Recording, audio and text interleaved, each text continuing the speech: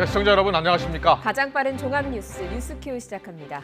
유럽 순방에 나선 문재인 대통령이 오늘 첫 일정으로 프란치스코 교황을 만납니다. 3년 전 만남에서는 프란치스코 교황이 직접 방북 의지를 밝히기도 했는데요. 초대한다면 북한에 가고 싶다고 했는데 여건이 성숙치 않아서 무산된 적이 있습니다. 네, 오늘은 어떤 대화가 오갈지 주목되고 있는데요. 로마 현지에서 취재하고 있는 청와대 출입기자 연결해서 자세한 얘기 들어보겠습니다. 홍선기 기자.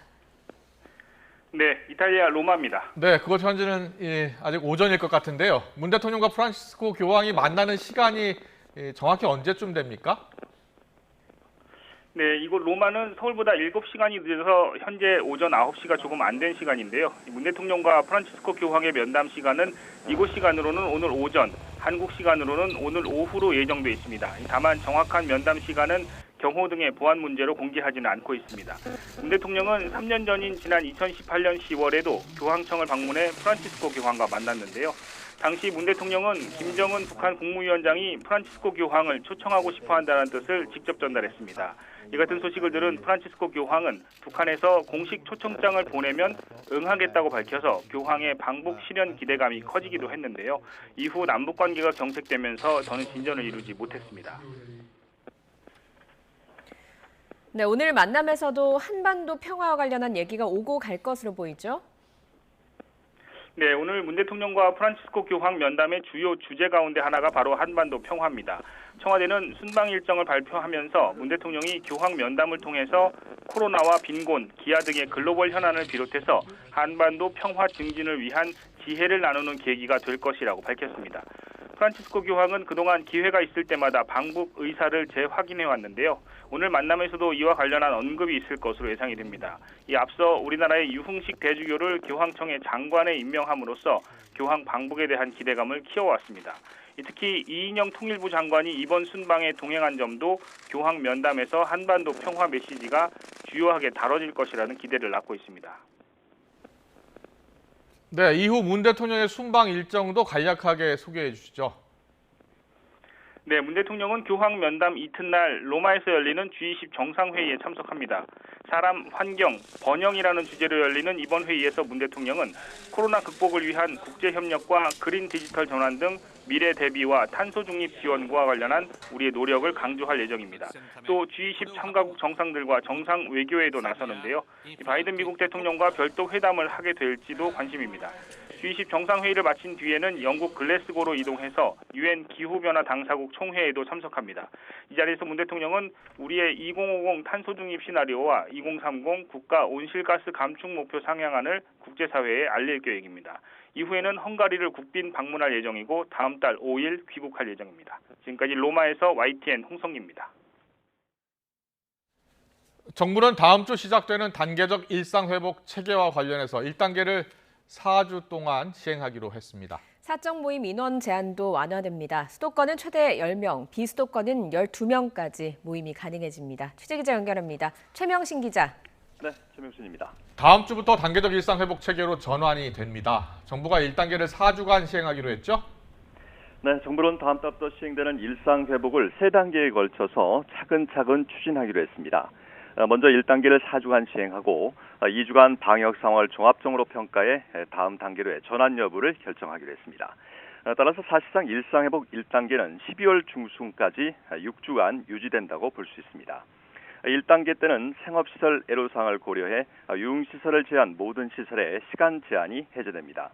우선 식당이나 카페, 학원, 영화관, 공연장, 독서실, PC방 같은 다중이용시설은 영업시간 제한 없이 온종일 문을 열 수 있습니다. 노래방과 헬스장, 목욕탕은 접종 증명서나 음성 확인제가 있어야 이용할 수 있는 백신 패스를 전제로 시간 제한이 해제됩니다.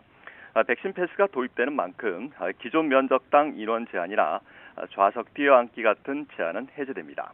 유흥시설은 백신 패스가 적용돼도 자정까지 문을 열 수 있는데요.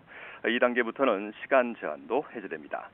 이같이 새로운 제도인 백신 패스는 실내 체육시설의 경우 2주, 나머지 시설의 경우엔 일주일간의 계도 기간을 부여해 현장 혼란을 최소화하기로 했습니다. 사적 모임 제한은 접종 여부와 관계없이 수도권은 10명, 비수도권은 12명까지 허용됩니다. 다만 마스크를 벗고 음식을 먹게 되는 식당과 카페는 감염에 취약하다는 점을 고려해 사적 모임 인원 가운데 미접종자는 4명까지만 허용하기로 했습니다.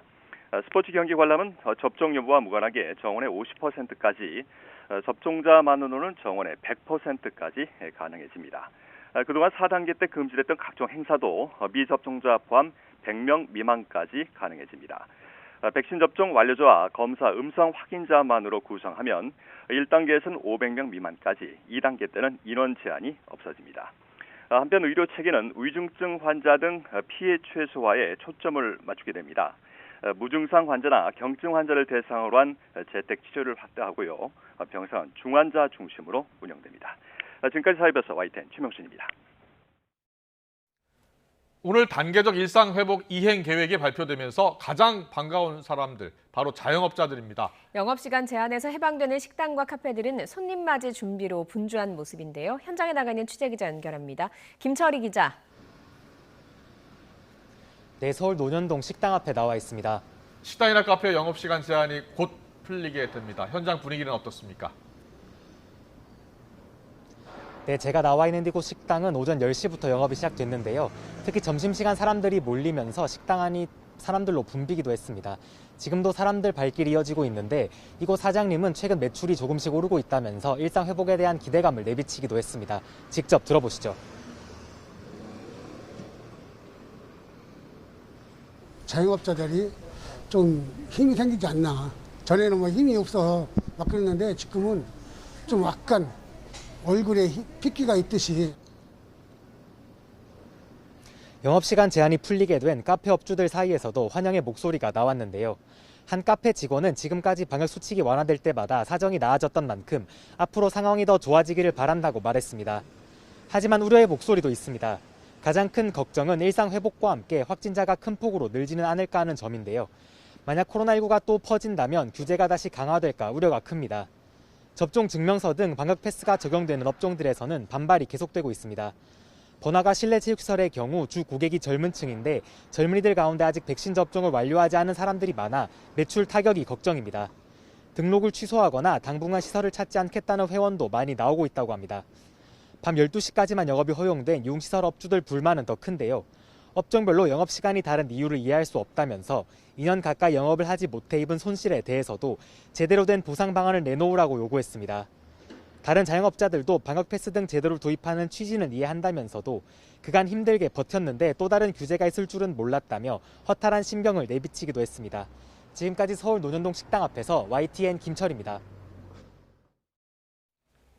단계적 일상 회복과 함께 해외여행을 가려는 여행객들은 더 많아질 것으로 보입니다. 항공사들도 국제선 운항을 하나둘씩 재개하거나 확대하고 있습니다. 공항에 나가 있는 취재기자 연결합니다. 강희경 기자.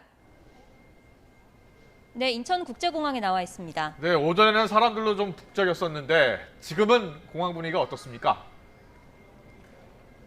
네, 코로나 회복으로 현재 인천공항은 점차 활기를 되찾고 있는 모습입니다. 다만 오늘 오후보다는 오전 들어서 손님이 조금 줄어든 모습인데요. 늦은 오후부터 미국으로 향하는 항공편 등이 줄지어 있을 예정이어서 사람이 다시 점점 몰릴 것으로 보입니다.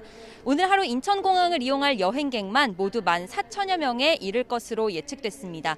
백신 접종률이 높아지고 단계적 일상 회복이 본격화하면서 최근 해외여행을 가는 여행객들이 점차 많아지고 있는데요. 지난달 인천공항 국제선 이용객 수는 28만 7천 명으로 지난해보다 46% 증가했고 이번 달도 지난 26일까지 누적 이용객 수만 벌써 25만 명을 넘어섰습니다. 해외여행도 조금씩 편해지고 있습니다.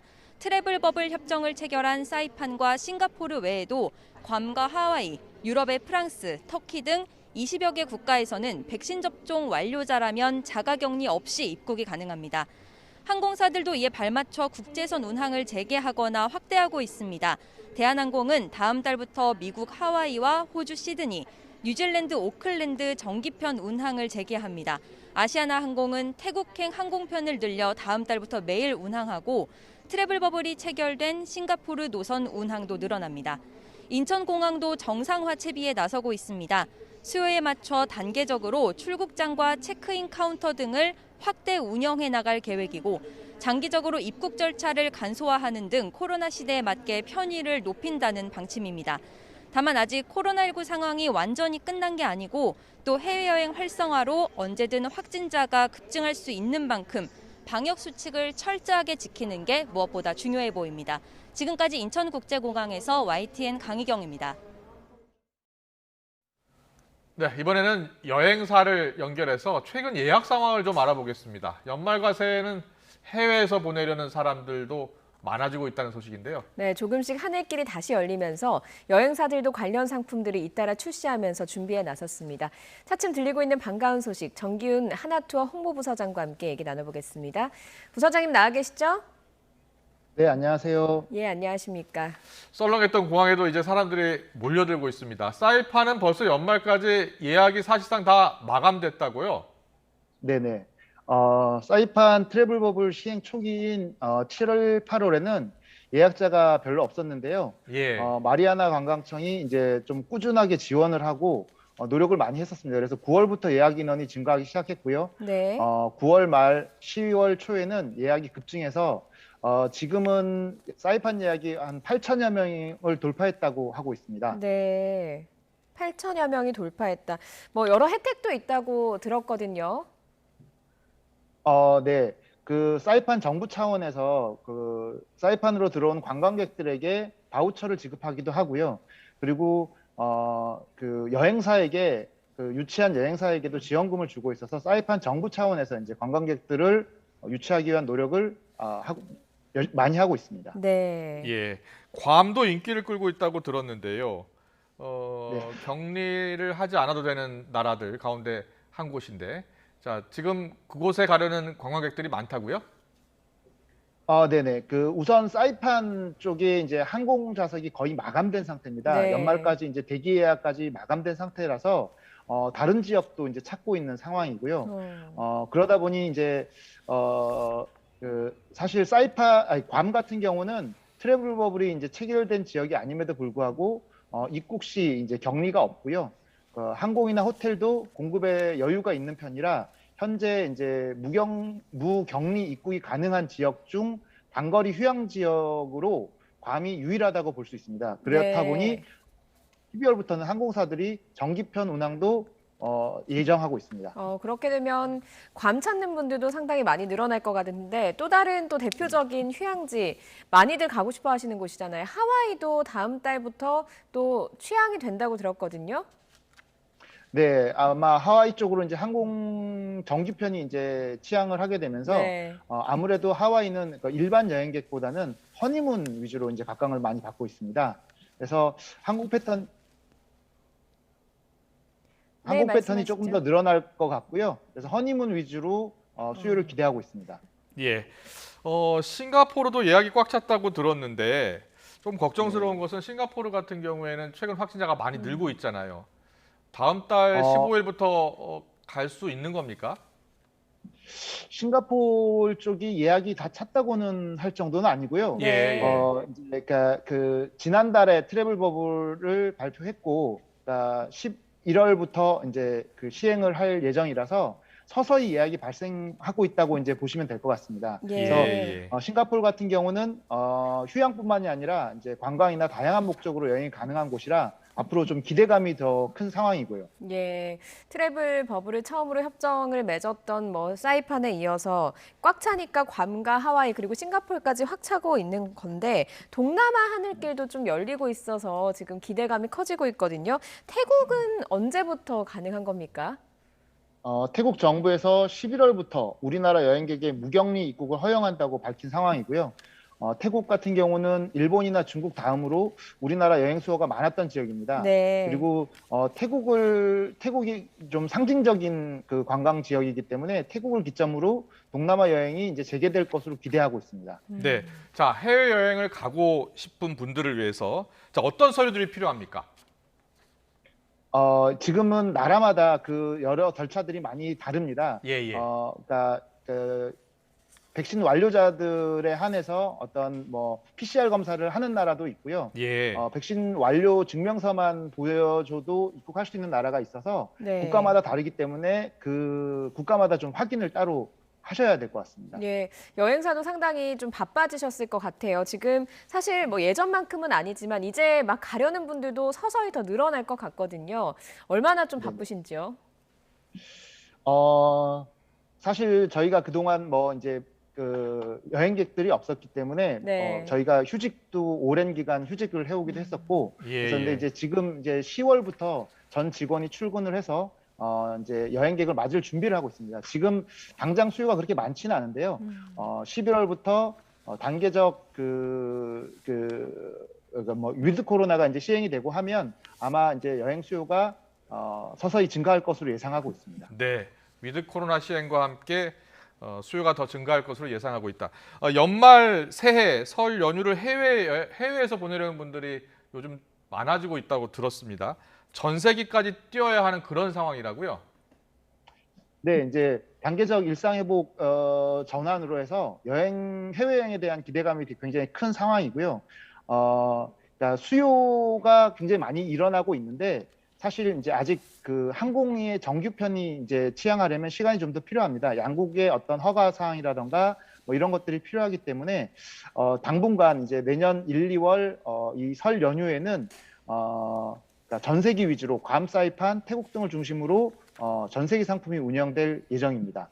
저희도 지금 인터뷰를 진행하면서 화면을 이렇게 쭉 보고 있자니 사이판이나 괌 이런 곳들을 참 가고 싶다라는 생각도 들고 이 방송 보면 떠나고 싶다라고 하시는 분들 많으실 것 같은데 사실 좀 걱정되는 상황이 코로나 상황이 완전히 끝난 건 아니거든요. 여행을 네네네. 준비하시려는 분들 어떤 점들을 좀 숙지를 하면 좋을까요? 이전에는 어디를 싸게 갈 수 있느냐 뭐 이런 것들 위주로 이제 여행지를 네. 고르셨다면 이제는 좀 어디를 안전하게 다녀올 수 있을 것인가 이런 기준으로 이제 준비하는 게 좋겠고요. 정부에서도 단계적 일상 회복을 강조하고 있는 만큼 방역 수칙을 철저하게 지키면서 할 수 있는 여행. 그래서 가능하면 여행사를 통해서 현지 안전 상황들을 잘 확인해 보시고 여행을 준비하시는 게 좋겠습니다. 예. 그리고 마지막으로요. 네. 그동안 여행을 많이 갔던 나라들 가운데 유럽국들이 많고 네. 미국 대륙도 있었는데 자, 이런 곳들은 언제쯤 갈 수 있을까요? 사실은 미국이나 유럽 같은 경우는 다른 동남아 국가들에 비해서 오히려 지금 백신 접종률이 높기 때문에 예.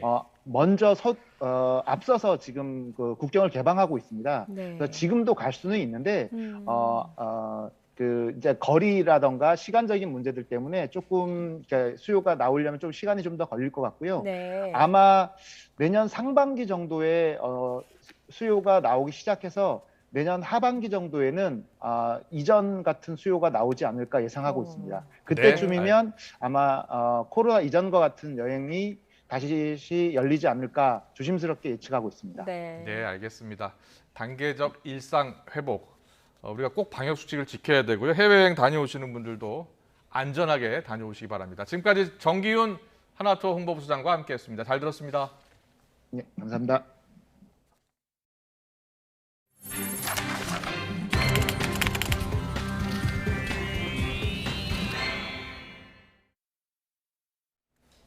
민주당 이재명 대선 후보가 오늘 대장동 관련 현장에 방문을 해서 관련자들의 일탈은 유감이지만 대규모 공공환수는 인정받아야 한다면서 정면 돌파를 시도했습니다. 최종 후보 선출을 앞둔 국민의힘 대선 주자들은 막바지 표심 잡기에 열을 올리고 있는데 진흙탕 싸움으로 번지는 모습입니다. 취재기자 연결합니다. 박석영 기자. 네, 국회입니다. 이재명 대선 후보 의혹이 불거진 이후로 대장동 관련 현장을 찾은 건 이번이 처음인데요. 어떤 발언들을 했습니까? 네, 이재명 대선 후보는 오늘 오후 2시 반 경기 성남시 신흥동에 있는 성남제일공단 근린공원 공사 현장을 방문했습니다. 이곳은 이 후보가 성남시장 시절 대장동 개발 사업자가 비용을 부담하는 결합개발 방식으로 조성됐는데 이 후보는 개발 이익 공공 성과로 꼽고 있습니다. 이 후보는 오늘 이곳에서 공공환수 과정에서 생긴 일부 관련자들의 일탈을 죄송하게 생각한다면서도 유례없는 대규모 공공환수 사례 그 자체는 꼭 인정받아야 한다고 말했습니다. 직접 들어보시죠. 공공환수 과정에서 일부 관련자들의 일탈이 있어서 매우 유감스럽고 죄송하게 생각합니다만 그러나 전국에 대한민국 역사에 유례없는 이 대규모 공공환수 사례는 그 자체는 꼭 인정받아야 된다고 말씀드리고 싶습니다. 또 앞으로는 고위공직자들은 필수 부동산 외에는 주식처럼 백지 신탁 제도를 도입해 강제 매각하는 방안 등을 여당과 함께 만들겠다고 밝혔습니다. 법령이 만들어지지 않더라도 승진에는 필수 부동산 외에 보유한 사람들을 제외하는 정책을 시행하겠다고 설명했습니다. 앞선 국정감사에서 대장동 개발 의혹에 대해 직접 방어했듯 이번에도 의혹을 정면 돌파한다는 뜻으로 읽힙니다. 이 후보는 앞서 오전에는 민주당 주최로 열린 단계적 일상회복 점검 간담회에 참석해 전 국민에게 재난지원금을 지급하는 방안을 추진하겠다고도 밝혔습니다. 들어보시죠. 경제회생과 또 국민들의 헌신과 협력에 대한 위로와 보상 차원에서 추가의 지원이, 일반적 지원이 또 필요하겠다는 생각이 듭니다. 음식점 총량제 발언 논란과 관련해서는 우리 사회의 근본적 문제나 미래 문제 논쟁도 필요하다며 야당의 지나친 발목 잡기라고 비판했습니다. 국민의힘은 오늘 오전 11시 이재명 국민검증 특위회의를 열었고 이준석 대표도 울산에서 특검 도입 촉구 1인 도보 시위를 하는 등 대장동 개발 의혹 관련 공세를 이어가고 있습니다. 그러나 민주당 신현영 원내대변인은 야당이 국감에서 대장동 공세에 실패하고 이제 특검 주장으로 모든 이슈를 덮으려 한다며 비판했습니다. 네, 국민의힘 최종 후보 선출이 다음 주로 다가왔습니다. 원색적인 표현도 나오는 등 후보 간의 공방전도 가열되고 있죠.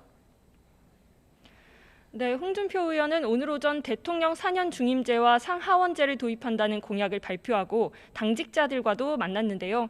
기자들과 만나서는 당원들의 여론이 윤 전 총장의 전두환 옹호 발언과 개 사과 사진으로 확연히 달라졌다며 당원 골든크로스를 자신했습니다. 판이 근본적으로 바뀐 시점이 개사과 시점입니다. 그 이후에 발표되고 조사된 것은 그 진영에서는 발표하지 않습니다. 이에 윤석열 캠프 이상일 공보실장은 홍준표 의원이 믿거나 말거나식 아무 말 잔치를 벌이고 있다고 겨냥하기도 했습니다. 윤석열 전 검찰총장은 오늘 오후 3시 호남 정치인인 박주선 전 국회부의장과 김동철 전 국회의원이 자신을 지지하는 자리에 참석해 통합의 정신을 이야기했습니다. 윤 전 총장의 말 들어보시죠. 과거의 다른 진영에 계신 분이라도 공정과 상식이라는 기치 아래 함께 할 수 있도록 설득하고 화합하는 것이 진정한 정치입니다. 유승민 전 의원은 오늘 오전 국회에서 회견을 열고 국민만 두려워하며 올바른 길을 가겠다며 국민과 당원에게 지지를 호소했습니다. 또 불안하고 초조한 주자들이 무리하게 줄 세우기 구태를 보이고 있다고 지적했습니다. 들어보시죠. 의원들이나 당위원장 줄 세우기를 많이 하고 있죠. 그거는 그건 굉장히 저는 구태라고 생각을 합니다. 그리고 지금 여러 형태의 지지 선언이 가짜인 것도 많고 그만큼 불안하고 초조해서 마지막에 무리를 하는 거 아닌가 그런 생각을 합니다. 원희룡 전 제주지사는 오늘 아침 MBC 라디오에 출연해 단일화는 없다고 선을 그었고 또 홍 의원이 자신을 야비하다고 표현한 것에 대해 토론에서 질문을 두려워하는 건 국민을 존중하는 자세가 아니라고 비판했습니다. 언론이든 국민이 대통령 내지는 대통령이 될 사람에게 사실은 훨씬 더 불리한 질문을 할 수도 있는 거 아니겠습니까? 예. 그 질문을 대하는 진지함과 태도 이 점에 대해서 저는 아직 국민을 존중하고 국민을 두려워하는 그런 지도자로서의 자세는 아니지 않은가. 주자들 간의 공방이 치열해지면서 지난 27일 강원 합동토론회 직전에는 윤 전 총장 지지자와 유 전 의원 지지자 사이 물리적인 충돌이 빚어지기도 했습니다. 오늘 오후 5시에는 윤석열 원희룡 후보와 홍준표 유승민 후보가 각각 1대1로 맞붙는 맞수 토론이 진행되는데요. 선두 주자들은 자리를 지키기 위해 추격 후보들은 막판 뒤집기를 위해 주력할 것으로 보이는데 상대적으로 서로 우호적인 후보끼리 토론을 하는 날이기 때문에 치열한 설전은 벌어지지 않을 것이라는 예상도 나옵니다. 지금까지 국회에서 YTN 박서경입니다. 국민 절반 이상은 대장동 특혜 의혹과 관련해서 당시 성남시장이었던 이재명 대선 후보가 의도적으로 개입했을 거라고 생각하는 것으로 나타났습니다. 한국갤럽이 지난 26일부터 4일간 전국 성인 남녀 1,000명을 대상으로 여론조사한 결과 대장동 사업에서 민간업체에 특혜를 주기 위해 이 후보가 의도적으로 개입했다고 본다는 답변이 55%를 차지했습니다. 반면 민간업체에 특혜를 주기 위한 의도가 없었다는 답변은 30%였습니다. 대장동 사건에 대한 특검 도입 필요성에 대한 질문에는 65%가 특검을 해야 한다고 답했고 특검이 필요 없다는 답변은 25%였습니다.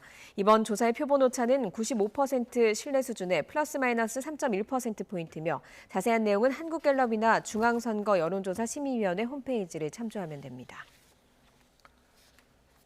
대장동 개발 특혜 의혹을 수사하고 있는 검찰이 오늘 성남시청 실무자를 불러서 당시 사업이 추진된 과정 전반을 조사하고 있습니다. 또 김만배 씨에 대한 구속영장 재청구를 앞두고 막바지 혐의 다지기에 주력하고 있습니다. 취재기자 연결합니다. 김경수 기자.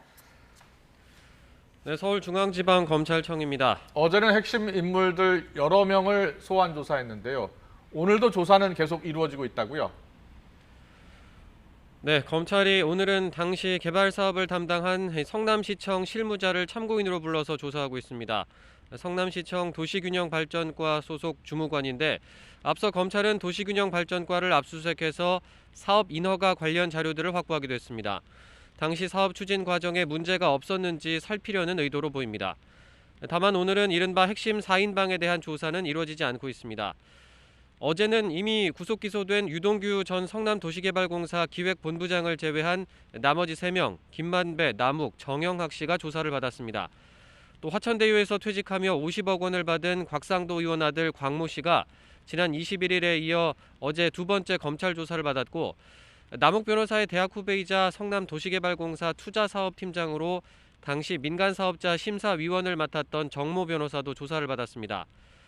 검찰은 김만배 씨가 유동규 전 본부장에게 개발 수익 700억 원을 약속했다는 의혹과 함께 곽상도 의원에게는 사업에 도움을 준 대가로 아들을 통해 50억 원을 전달한 건 아닌지 등을 살피고 있습니다. 검찰이 구속영장 청구를 앞두고 핵심 인물 여럿을 동시에 부르면서 막판 혐의 다지기에 주력하는 모습입니다. 애초 이번 주 안에 김만배 씨 구속영장을 재청구할 수도 있다는 게 검찰 관계자 설명이었는데 늦춰질 가능성이 높아 보입니다. 앞서 검찰이 유동규 전 본부장이 예전에 사용하던 휴대전화를 확보한 것으로 알려졌었는데 그런데 아직 확보하지 못했을 가능성도 제기된다고요? 네, 검찰은 지난달 29일 유 전 본부장 주거지 압수수색 때 유 전 본부장이 창밖으로 던졌던 휴대전화 말고 그 이전부터 쓰던 휴대전화를 찾고 있었는데요. 당시 유 전 본부장이 던진 휴대전화는 새로 바꾼 지 얼마 안 된 것으로 경찰이 확보해서 분석하고 있습니다. 검찰은 지난 14일 유 전 본부장 과거 휴대전화가 있는 것으로 추정되는 유 전 본부장 지인의 집을 압수수색했는데요. 당시 휴대전화 한 대가 아니라 여러 대를 확보한 것으로 뒤늦게 확인됐습니다.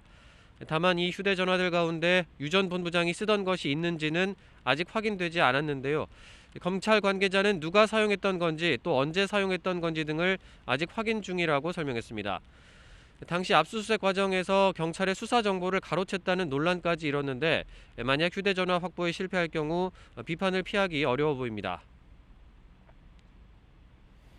경찰 수사 상황도 짚어보겠습니다. 화천대유 관계사가 소유한 타운하우스. 이 타운하우스를 경찰이 압수수색하고 있다고요? 네, 경찰이 화천대유의 관계사인 천화동인 1호가 소유한 타운하우스에 대한 압수수색에 들어갔습니다. 경기 남부경찰청 전담수사팀은 오후 1시 50분부터 경기도 성남시 운중동에 있는 타운하우스와 관리사무소로 수사팀을 보내서 압수수색을 벌이고 있습니다. 경찰은 타운하우스의 출입 기록 등과 함께 구매 자금의 출처 관련 자료 등을 확인할 것으로 보이는데요. 앞서 이 타운하우스는 천화동인 1호가 60억 원을 주고 매입한 것으로 확인돼 자금 출처와 실소유주 등을 두고 논란이 일었습니다. 경찰은 앞서 지난 8일 천화동인 1호 대표 이한성 씨를 소환해서 타운하우스 매입 과정과 경위를 조사했습니다. 이 씨는 당시 타운하우스와 관련해 자신이 직접 계약했고 모델하우스 용도로 매입한 것이라며 대법관 딸에게 제공하기 위해 샀다는 의혹 등은 사실이 아니라고 주장했습니다. 지금까지 서울중앙지검에서 전해드렸습니다. 대장동 개발 1조 원대 천문학적 수익과 그리고 로비 의혹을 밝히기 위한 검경의 수사 아직 실마리를 찾지 못하고 있는 것 같습니다. 갈피를 못 잡는 수사는 이제 대장동 개발 공모 직전에 물러났던 황무성 전 성남도시개발공사 사장의 사퇴 외압 의혹까지 밝혀야 하는 상황입니다. 수사는 어디까지 진행됐고 지금 검찰은 무엇을 하고 있는지 알아보겠습니다. 승재현 한국형사정책연구위원 모시고 대장동 수사 상황 짚어보겠습니다. 어서 오세요. 어서 오십시오. 안녕하십니까. 네네. 자, 대장동 수사가 시작된 지 한 달이 넘었습니다. 당시 처음에는 이 핵심 인물인 정영학 회계사의 녹취록 19개가 공개되면서 수사가 급진전될 것이다. 많은 분들이 예측을 했는데 예상이 빗나갔죠. 압수수색도 진행이 됐는데 수사는 큰 진전이 없는 것 같습니다. 먼저 김만배 대주주 영장 기각됐었죠. 재청구할 가능성이 있다고 보던데 어떻게 전망하십니까? 원래 수사라는 건 임의 수사가 원칙이에요. 뭐 충분히 수사에 협조하고 그다음 증거인멸 염려가 없고 도망갈 우려가 없으면 불구속 재판, 불구속 수사하는 게 원칙인데 네. 지금 이제 김만배 영장에 들여다보는 내용을 보면 이 영장과 똑같은 평행선상에 있는 게 유동규의 공소장에 적혀 있는 내용이에요. 왜냐하면 두 사람이 사실상 같은 뇌물을 주고 뇌물을 받은 사람이기 때문에 그럼 유동규 영장을 보면 사실상 이 안에 700억을 부정처사 후 술에 약속했다는 게 나오는 거예요. 네. 근데 이거는 정영학 그 녹취록에 나오는 게 아니라 지금 남욱 변호사가 돌아와서 했는 녹취록 안에 분명히 그 내용이 나와 있어요. 약속이라는 게 사실 이게 뭐 가끔 패널 분들이 나오셔가지고 뭐 금융영장을 보면 나올 수 있다 이러는데 약속은 금융영장에서 나오는 게 아니거든요. 이건 당사자의 자백이 훨씬 더 중요한데 자백이 녹취록에 들어가 있으니까 이 부분을 공소장에 담을 수밖에 없었고 그러면 당연히 김만배도 700억을 약속했다는 게 들어와 있을 뿐만 아니라 곽상도 의원이라고 이야기를 해야 되겠죠. 이 곽상도 의원 50억 아들이 이렇게 받은 부분에 대해서 법원이 뭘 했는가 하면 공무원 범죄 몰수법이라는 게 있어요. 네. 그 몰수법에 보면 이게 뇌물이면 기소하기 전에 이 뇌물을 내가 보전하겠습니다. 민사 가압류라는 게 있어요. 가압류를 신청했는데 그걸 받아줬다라는 점을 바라본다면 사실 이 부분도 김만배 씨가 50억을 줬으니까 분명히 이 부분이 적어도 법원에서 증명의 최고의 말단인 소명은 되었다라고 보면 750억의 뇌물은 들어가 있는 거잖아요. 그럼에도 불구하고 영장을 청구하지 않는다? 이 정도 중대한 사안인데 제 지금까지 한 25년, 30년 가까이 되는데 뇌물 수수액이 750억 나오는 건 그렇게 쉬운 사건 아닙니다. 이 사건에 만약에 구속영장을 청구하지 않는다는 거는 그럼 국민들한테 어떤 시그널이 주는가 하면 아무리 임의수사가 원칙이라 할지라도 이런 정도의 불법을 저지른 사람이 구속당하지 않고 불구속 상태의 재판을 받고 수사를 받는다? 그럼 누구든지 그 정도의 불법은 허용될 수 있는 거 아니냐는 오해가 분명히 들어올 수 있잖아요. 그래서 저는 영장 청구는 선택의 문제가 아니라 당위의 문제다 이런 말씀드리겠습니다. 재청구하겠다라는 이야기는 계속 흘러나오고 있는데 사실 좀 늦어지고 있는 것 같긴 하거든요. 왜 이렇게 신중을 기하는 걸까요? 제가 만약에 그 수사를 담당하는 약간의 어떤 지휘부의 입장이면 김만배 영장의 발부 조건에서 기각 조건이 도망할 염려도 없고 증거인멸의 염려도 없다는 형태의 모습이 나올 수 있어요.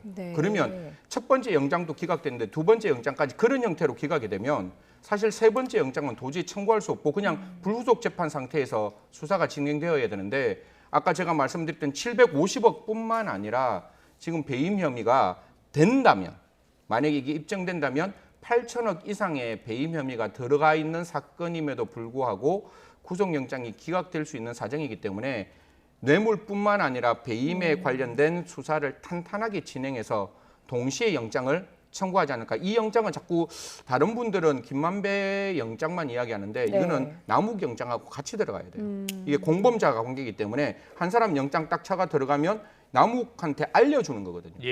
분명히 그런 부분이 있을 수 있잖아요. 그래서 같이 영장을 청구하는 게 순리지 않을까 이렇게 말씀드리겠습니다. 알겠습니다. 이런 가운데 최근에 지금 이슈로 불거진 게요. 성남도시개발공사가 이 대장동 개발업체를 선정하기 직전, 그러니까 2015년 초인데요. 여기 사장을 강제로 물러나게 했다는 의혹이 불거졌고 녹취록이 지금 나왔습니다. 여기를 보면 황무성 사장에게 이재명 시장 지시라면서 물러나라고 했던 사람이 유한기 전 본부장입니다. 자, 이 두 사람의 관계는 어떻게 되는 겁니까? 사실 그 안에 녹취록을 제가 다 읽어를 봤는데 예. 이 안에 있는 녹취록의 내용은 유한 실명 말해도 되는 거죠. 네, 네. 유투라고 해야 할지 유한기라고 뭐 네. 나와 있으면 지금 나와 있네요. 유한기 씨가 사실상 지금 있는 그 성남 도시개발 사장 황 씨를 데리고 온 듯한 느낌이 드는 거예요. 예, 내가 모시고 왔지 않았느냐. 그러니까 제가 이걸 결자 해지해야 됩니다. 네. 라는 그런 어떤 이야기가 나오면서 이 내용 안에 그냥 그 자리를 그만두는 것뿐만 아니라 돈 이야기가 들어가요. 뭐 예. 돈이 어쩌고 저쩌고 하는 얘기가 들어가는데 이 부분에 대해서 이제 황 씨가 그 사기죄와 관련된 부분이 조금 들어가 있어서 이게 사실상 그냥 단순하게 어떤 그 직을 아무 이유 없이 사퇴를 종용했느냐 아니면 이게 특단의 문제가 있기 때문에 그 사퇴를 종용했는지는 좀 살펴봐야 되는데 네. 사실 황 사장 입장에서는 말도 안 된다. 그 시점하고 이 시점하고 완전히 다르기 때문에 내가 이 시점에 흔히 말해서 황무성 씨가 내가 사퇴할 이유는 아무것도 없는 거다. 억울하면 그렇게 답답하면 특검하자 이렇게 이제 나오는 거고 유한기 씨 입장에서는 예. 그때 말했던 그 이재명 지사와 그다음에 유동규 씨는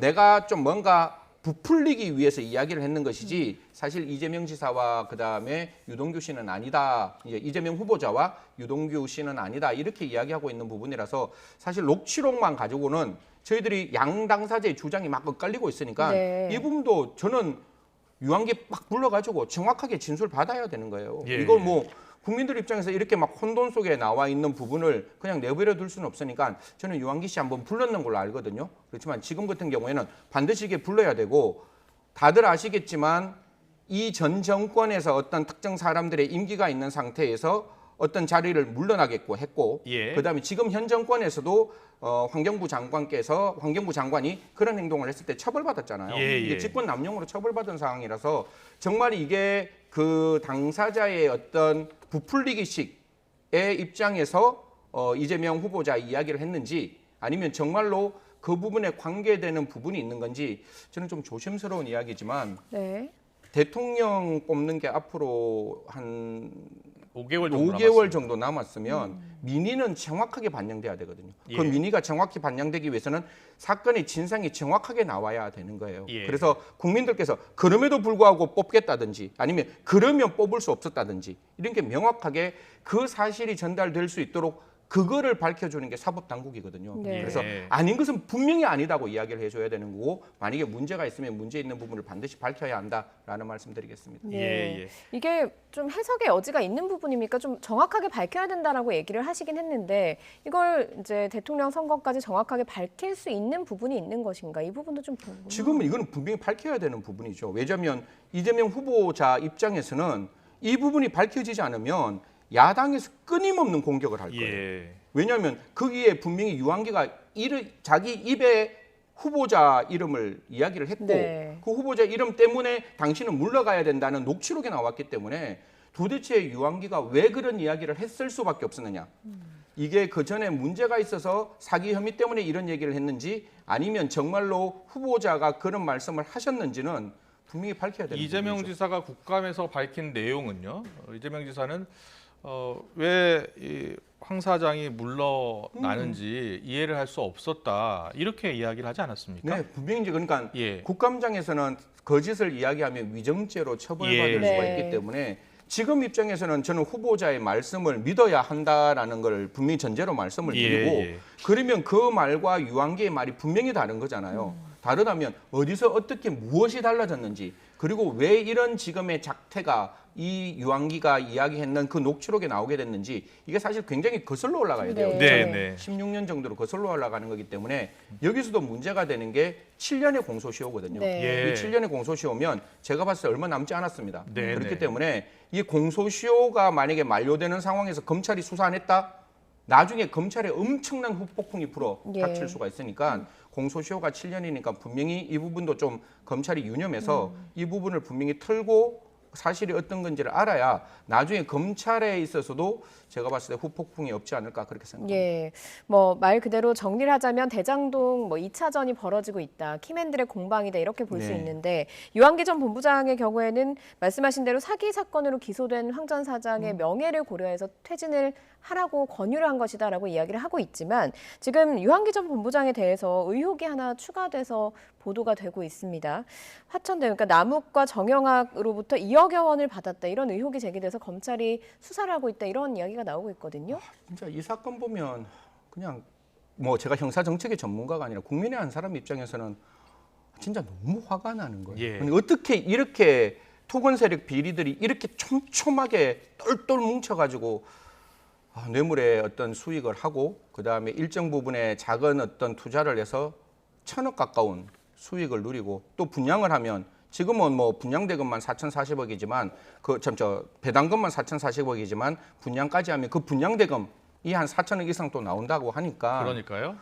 이게 만약에 저는 정말 뭐 시청자분들께 말씀드리고 싶은 건 이게 만약에 적법한 방법이고 개발이었다?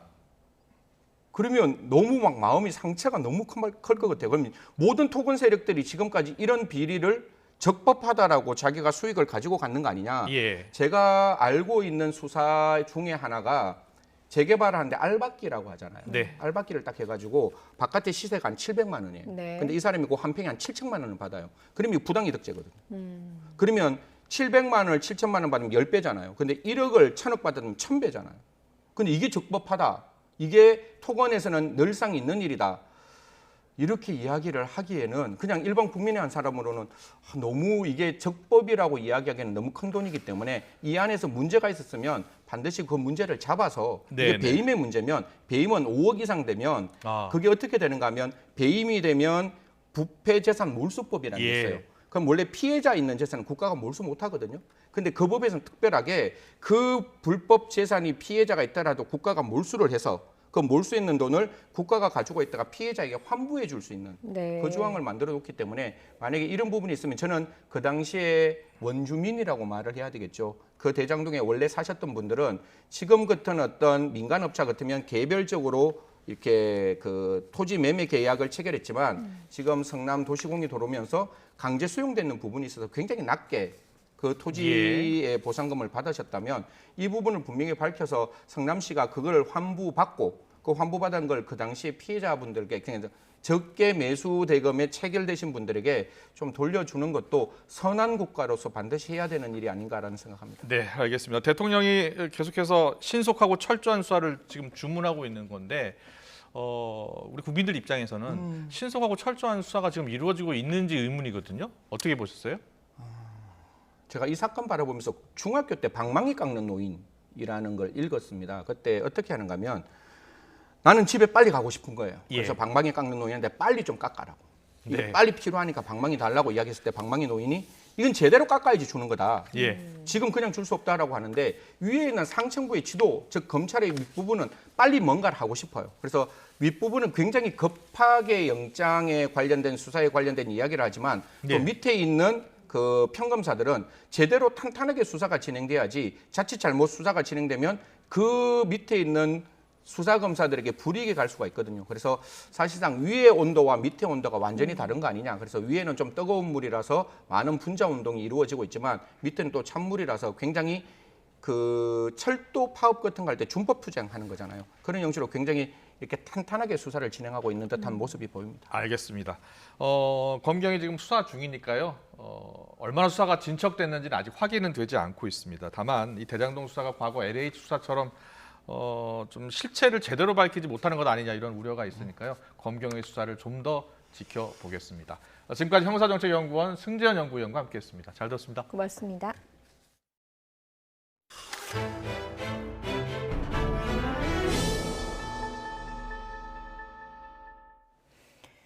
현직 초등학교 교장이 동료 여성 교사들의 신체 일부를 몰래 촬영한 혐의로 긴급 체포됐습니다.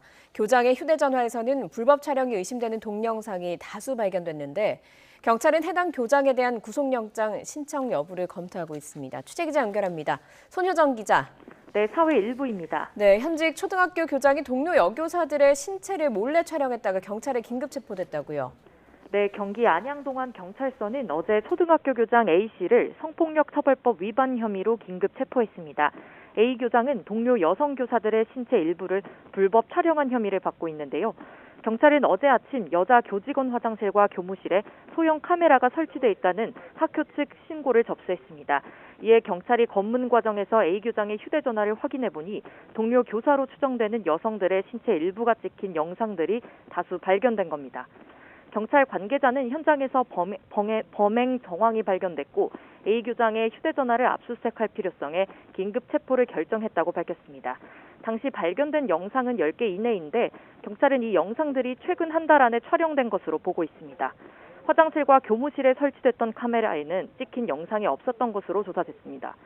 A 교장은 경찰 조사에서 여자 교직원 화장실에 카메라를 설치한 사실을 인정하면서도 보안용으로 시험 삼아 한 것이라며 성적 의도는 없었다고 진술했습니다. 하지만 교무실 카메라와 본인 휴대전화에 저장된 영상에 대해서는 불법 촬영 혐의를 부인한 것으로 전해졌습니다. 경찰은 피해 교사 외에도 학생을 포함해 추가 피해 가능성을 염두에 두고 수사 범위를 넓히고 있습니다. A 교장 휴대전화에 디지털 포렌식을 의뢰하고 다른 불법 촬영 영상이나 사진 등 추가 범행 정황이 있는지 살펴보고 있는 겁니다. 경찰은 오늘 오후 A 교장에 대한 구속영장 신청 여부를 결정할 방침입니다.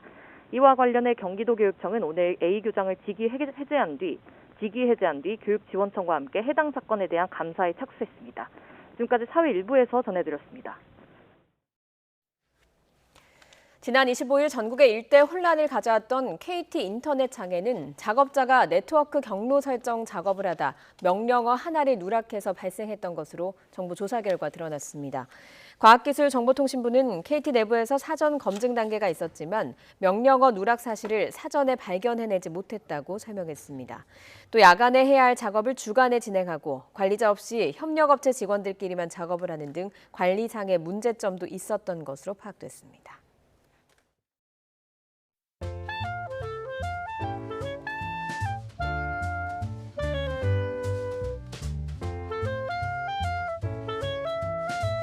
세 분 다 이제 정치 경력이 오래된 분들이고 저는 뭐 강점이라고 한다면은 오히려 시쳇말로 우리 많은 분들이 왜 신상이나 이런 얘기 하시지 않습니까? 잘 한번 해보겠습니다. 네, 경선 막바지인데 홍 후보가 엄청나게 이제 따라붙었습니다. 근데 그 신상임에도 불구하고 2030에서 아직 이렇게 지지를 상대 후보보다 못 받는다라는 것은 상당히 좀 아픈 부분 아닌가요? 제일 중요한 거라고 이제 생각을 했는데 오히려 이렇게 소통하는 방식에서 너무 좀 진지하고 좀 신중하고 이런 것이 우리 청년 세대는 이렇게 좀 발랄한 세대가 볼 때는 좀 너무 올드하다 그런 생각을 좀 갖지 않았나 싶고요. 홍준표 후보가 BTS는 아닌데. BTS는 아니지만 굉장히 자연스럽거든요. 들어가 있고 재밌으세요. 토론할 때도 보면은 본인이 누구에 대해서 막 몰아붙일 때는 막 하다가 또 딴 분이 하면은 아주 거기에 대해서 재밌게 아주 귀엽게 저항을 하십니다.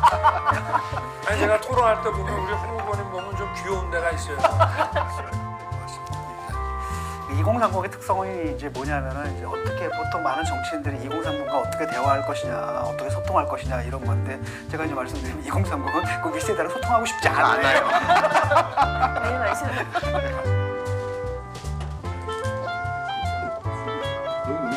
옛날에 이거 저희 대표실에 그러니까 이 마스크를 내가 누가 누군지 모르겠다.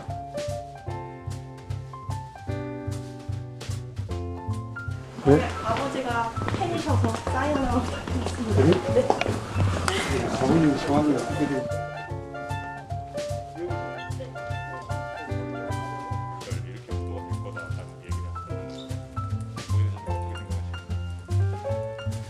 당원들 표를 공략하실 좀 전략을 어떻게 세우고 있습니까? 그거 가르쳐 주면 안 되죠. 그것도 이야기할 수 없습니다.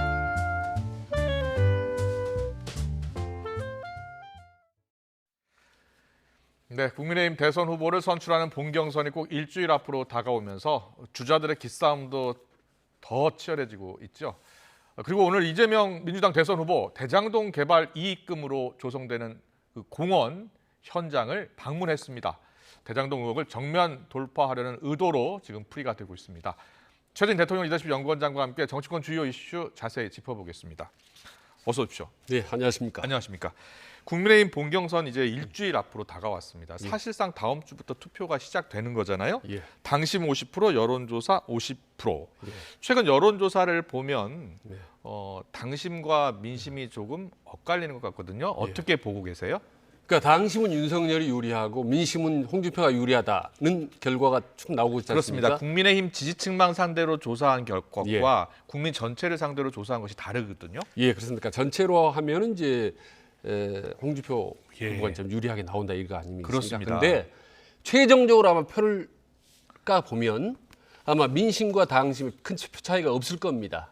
예. 예, 누가 이기든 홍준표가 이기든 박빙으로 나올 것 간에 같다. 예, 그 표차는 의외로 크지 않을 거라고 보는 거예요. 그만큼 당심과 민심 거의 유사성이다. 그런데 중요한 거는 그동안 1년의 선거 과정을 금년 선거 보면 네. 항상 민심이 중요하고 민심이 당심을 주도했었습니다. 그렇죠. 이번에 예. 이제 민주당도 보시면 알겠지만은 민심에서 월등 우세했던 이재명 후보가 결국은 됐지 않습니까? 당심 네네. 누르고 그리고 지난번 국민의힘 당대표 경선 때도 이준석 후보가 압도적으로 당심에 불리지만 결국은 됐거든요. 예. 그런데 과연 이번에도 민심이 이 당심보다 우월할 것인지 이게 이제 최대 관건이죠. 그렇군요. 근데 하나만 더 붙이면요. 예. 우리나라 대통령 선거에서 처음으로 이렇게 민심을 움직이는 이 작업을 대선에 적용해 승리한 사람이 노태우 대통령입니다. 그게 무슨 소리입니까? 그러니까 그때 민심이 이제 김대중 김영삼이 있었고 군인 출신이기 때문에 민심이 떠나 있었지 않습니까? 예. 그때 민심에 대한 심리학적인 최고의 전문가를 미국에서 네. 몰래 전문가를 데려다가 그때부터 이제 민심을 움직이는 훈련했죠. 그래서 그렇군요. TV에 나가서 예. 휘파람도 불고 예. 휘파람을 기가 막히게 붑니다. 노태우가. 그리고 또 행사장이라 가서 작은 모임에 가서 노래 부르고 뱃싸움에 묻혀. 네, 그러면서 위대한 보통 사람 시대 이렇게 됐거든요. 그렇죠. 대통령 선거 민심을 잡는 선거입니다. 네, 누가 예. 민심을 잡느냐 예, 중요하고요. 그렇습니다. 일단 국민의힘 같은 경우에는 본선에 오르는 게 상당히 지금 중요한 시점 아니겠습니까? 네. 최근 여론조사를 보면 윤석열 전 총장의 하락세가 나타나는 가운데 김종희 전 비대위원장이 윤 전 총장을 두둔하는 발언을 해서 지금 국민의힘 주자들이 반발하고 있는데요. 어떤 발언을 했는지 직접 듣고 오겠습니다. 내년 대선은 이재명 민주당 후보 대 윤석열 후보의 아마 경쟁이 될 거라고 저는 생각하고 있기 때문에 그런 방향으로 결정되지 않을까 생각해요. 최종적인 결론을 봐야지 그게 그 자체가 크게 의미가 없어요. 또 한 분의 도사가 나왔네. 그렇게 바라는 거겠죠. 자기 의견이야 무슨 말씀을 하시든 간에 저는 관심이 없습니다. 그 영남 당원들은 김종인 위원장을 좋아하지 않습니다. 아마 당내 경선에 미칠 영향은 거의 없습니다. 선거를 코앞에 두고 전직 비대위원장으로서 매우 적절치 않은 이야기라고 생각합니다. 당을 걱정하신다면 엄정하게 중립을 지키시는 게 옳다고 생각합니다.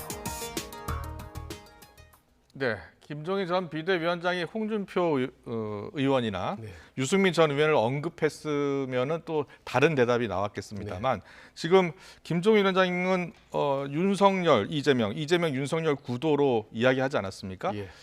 본인의 희망사항 아닐까요? 그러니까 제가 말씀드리고 싶은 것은 김종인 위원장이 지금 제3지대에서 객관적으로 분석하고 예측하는 게 아니라 사실상 윤석열 후보를 돕고 있다고 지난번에 말씀드렸지 않습니까? 본인 가까웠던 사람들이 지금 윤석열 캠프에 가 있고 하기 때문에 김종인 위원장 입장에서는 지금 윤석열, 홍준표가 아주 각축을 벌이고 있는 이 미묘한 시점에 일종의 작은 승부수를 던졌다고 저는 봅니다. 그렇군요. 그런데 홍준표 의원이 이렇게 얘기했잖아요. 영남 당원들은 김종인 위원장을 좋아하지 않는다. 당내 경선에 미칠 영향 거의 없을 것으로 본다. 이렇게 이야기했는데. 그러니까 요즘 김종인 위원장은 그 외에 있는 아주 명망가가 한두 마디 툭툭 던졌다고 해서 당심이나 민심이 그렇게 이리 움직이고 저리 움직이고 하지 않습니다. 지금 시대가. 많이 변했죠. 그렇군요. 지금 당심은 알려지기로는 윤석열 전 총장 쪽에 더 있는 것으로 지금 전해지고 있습니다만 최근 여론조사를 보면 당원들이 좀 고심할 것 같아요. 네. 예. 근데 당원들은 최종적으로 무엇을 보고 결정할 것 같습니까? 그러니까 지금 마지막 최종적으로 당원들이 제일 고대하는 건 정권 교체거든요. 예. 말하자면 이재명과 맞짱을 떠서 예. 이길 수 있는 사람이 누굴까를 놓고 마지막까지 고민을 할 겁니다. 예. 근데 최근 들어 이제 TV 토론이 그래서 많은 영향을 미치죠. 네. 그래서 아직까지는 윤석열이 그런 부분에 대해서 낫지 않을까. 그동안에 반문의 구심점이 있었기 때문에 네. 그러나 TV 토론 과정에서 보면 제대로 이길 수 있을까라고 교계를 자꾸 갸우뚱하면서 윤석열의 지지도가 알게 모르게 계속 지속적으로 조금씩 이렇게 하락한 것 같습니다. 그렇군요. 예. 홍준표 의원이 계속 얘기하는 게 조직은 바람을 이기지 못한다. 이렇게 이야기하고 있거든요. 예. 정치권에서는 맞는 이야기잖아요. 그렇습니다. 근데 예. 과거에는 이제 조직이 위력을 발휘했죠. 예. 몇 명이 현역 의원이 가느냐에 따라서 승패가 갈라졌지만은 최근 10년 이내로 확 완전히 변했습니다. 네. 그래서 민심이 중요하다. 왜냐하면 과거에는 당원들이요 훨씬 정치에 대해서 많이 알고 결속력이 두드러집니다. 네. 근데 최근에는 국민들이 당원보다 더 뭘 많이 합니다. 정치적으로. 그리고 훨씬 더 결속력이 강합니다. 왜? 뭘로? 바로 이런 말씀드린 이 핸드폰, 스마트폰이라는 이 파워로 금방금방 통하기 때문에 훨씬 더 이 정치의 큰 흐름을 주도적으로 움직이죠. 특히 젊은 친구들이 이게 능하지 않습니까? 예. SNS에. 그렇기 때문에 이번 대선의 최대 그런 뭐랄까 캐스팅 보이드 역할을 할 수 있는 건 20, 30대다라고 얘기를 하고 실제로 그런 영향을 그렇다면 20, 30대라면은 지금 홍준표 의원 쪽으로 20, 30대가 많이 지지하고 있는 것 아닙니까? 그래서 홍준표 후보가 지금 계속 지지도가 급상승해서 계속 올라가고 있는 거죠. 네. 그런데 윤석열 전 시간이- 총장은 계속 전략적 역선택이 지금 있기 때문에 여론조사가 이렇게 나타난다라고 주장하고 있거든요. 거기에 대해서는 어떻게 보세요? 저는 이제 이 부분에서 이제 윤석열 후보를 위해서 사실 이제 한번 이제 조언을 드리자면 지금도 역선택을 전제로 하고 전략을 짜면 답이 안 나옵니다. 그렇군요. 이미 여러 번 지지도가 지금 국민의힘 적합도에서 홍준표가 우세한 지가 한 달이 넘었습니다. 그리고 오늘 조금 전에 이제 발표한 여론조사 KOSI 이 한국사회연구소 여론조사 보면 20대, 30대에서 홍준표가 50%, 그리고 대구, 경북, TK에서 홍준표가 48.9%. 그렇게 나왔습니까? 예, 윤석열보다 10% 이상 앞서고 있습니다. 근데 그 수치를 보고 어떻게 지금 역선택 합니까?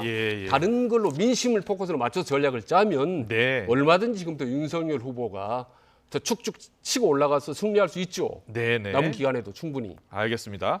자, 그런데 지금 윤석열 전 총장 측에서 민주당 의원 출신이죠. 박주선 전 의원, 김동철 전 의원을 영입했습니다. 호남 민심에 영향을 미칠까요? 일단 윤석열 후보 입장에서는 고무적이죠. 여기저기 의원들, 국회의원들 그리고 전직 의원들이 이렇게 몰려오고 있다. 특히 호남의 다선 의원 두 사람이 오늘 지지 선언한다라는 건 상당히 고무적인 힘이 되죠. 그리고 직접적인 현장에 이제 가겠다는 거 아니겠습니까? 그런데 그 이른바 전두환 옹호 발언 그리고 반려견 사과 발언으로 호남 민심을 돌리기에는 쉽지 않다. 왜냐하면요. 발언을 한 지 너무 시간이 많이 지났습니다. 10일 가까이 지금 됐거든요.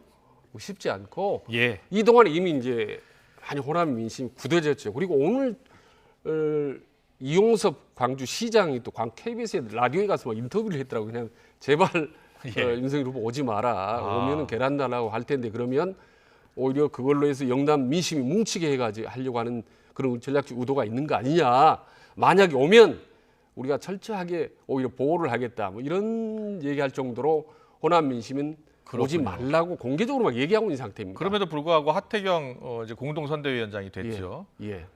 계란을 맞더라도 가야 한다라고 이야기하던데. 그게 참 걱정되는 건데 이제 선거 정치 공학적으로는 필요할지도 모르죠. 과거에 노태우 대통령이 87년 대통령 선거 때 주위의 만류를 무릅쓰고 호남 유세를 강행을 했습니다. 근데 아니라 다를까 돌이 날라오고 계란이 날라왔습니다. 달걀이.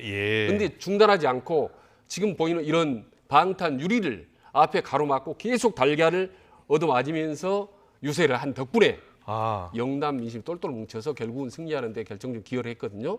그랬었군요. 근데 그런 이제 정치 예. 공학의 아주 진수인데 그런 의도라면 정말 요즘에는 아마 통하지 않을 거고요. 예. 진심으로 그 예. 진심을 언제 어떻게 광주 사람에게 전달하느냐 아. 이게 이제 관심인데 지금 많이 싸늘합니다. 아시다시피 뭐 광주 사람 정치 평론가가 도실 정도로 머리가 잘 돌아가는 사람인데 예. 그렇게 뒤늦게 일시적으로 가서 5.18 묘역에 절하고 함두를 한다고 해서 그렇게 되지 쉽지 않습니다. 예, 진정성이 있어야 됩니다. 진정성.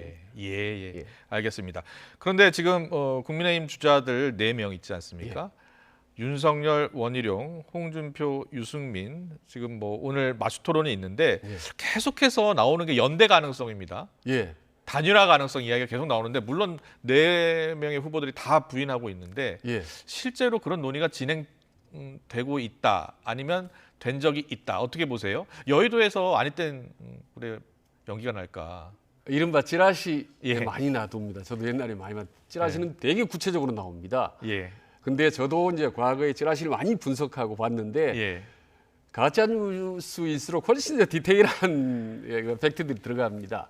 근데 공교롭게도 지금 화면에 보시면 두 사람들 연대설이 나도는 사람들끼리 오늘 TV 토론을 하거든요. 예, 맞습니다. 근데 저는요 오늘 TV 토론에서 짝짝꿍 둘이 맞추면서 다정하게 하는 게 아니라 의외로 오늘 저는 또 오히려 치열할 거라고 봅니다.